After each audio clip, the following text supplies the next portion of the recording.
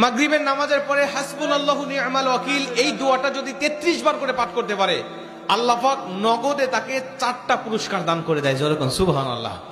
এবং এই পুরস্কারগুলো আপনি নিজের চোখে দেখতে পারবেন যে হাসবুনাল্লাহু নি'মাল ওয়াকিল এই দোয়াটা পাঠ করার কারণে আল্লাহ পাক আপনাকে কি কি বেনিফিট দান করেছে। 1 নম্বরে আল্লাহ পাক আপনার দুশ্চিন্তা, আপনার টেনশন আল্লাহ পাক দূর করে দিবে। আপনি যত বড় দুশ্চিন্তা থাকেন না কেন, আপনার টেনশন আপনাকে একদম শেষ করে দিচ্ছে।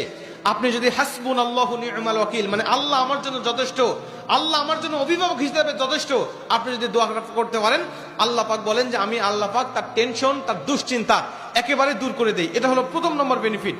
দ্বিতীয় নম্বর বেনিফিট হলো যে এই দোয়াটা যদি কোনো ব্যক্তি নিয়মিত পাঠ করতে পারে, রাসূল সাল্লাল্লাহু আলাইহি ওয়াসাল্লাম বলেন যে আল্লাহ রাব্বুল আলামিন তার বিপদ আপদ বালা মুসিবত আল্লাহ পাক দূর করে দেয়। এটা আল্লাহ পাক নিজেই তার জন্য সাহায্যকারী হয়ে যায়। বিপদ আপদ বালা মুসিবত তার সামনে আর কিচ্ছু রাখে না। আপনি যত হাসবুনাল্লাহু নি'মাল ওয়াকিল পাঠ করবেন, তত আল্লাহ পাক আপনার সামনে থেকে বিপদ বালা মুসিবত দূর করে দিবে। এটা হলো 2 নম্বর। 3 নম্বরে নবীজি সাল্লাল্লাহু আলাইহি ওয়াসাল্লাম বলেন যে ব্যক্তি হাসবুনাল্লাহু নি'মাল ওয়াকিল বেশি বেশি পাঠ করবে, আল্লাহ রাব্বুল আলামিন সে যদি কারোর দ্বারা জুলুম শিকার হয়ে থাকে, সে মাজলুম, তার উপরে কেউ জুলুম করেছে, তার উপরে কেউ কষ্ট দিয়েছে, তাকে এই কষ্টটা সে পেয়ে আল্লাহ পাকের কাছে হাসবুনাল্লাহু নি'মাল ওয়াকিল পাঠ করেছে, আল্লাহ পাক বলেন নিজেই আমি ওই মাজলুমের পক্ষে হয়ে যাই, জালিমের বিপক্ষে আমি আল্লাহ নিজের অবস্থানটা দাঁড় করা দেই। যেরকম সুবহানাল্লাহ। ভাই, আল্লাহ যদি আপনার পক্ষে দাঁড়ায় যায়, আপনার কিছু লাগে? আল্লাহ যদি আপনার জন্য সাহায্যকারী হয়ে যায়, কিছু লাগে? আপনাকে কোন জালিম আপনার উপর জুলুম করছে, আপনি হয়তো বা সেই জালিমের কাছে আপনি কিচ্ছু না, একেবারে তুচ্ছ, কিন্তু আল্লাহ তো তার থেকে অনেক বেশি শক্তিশালী।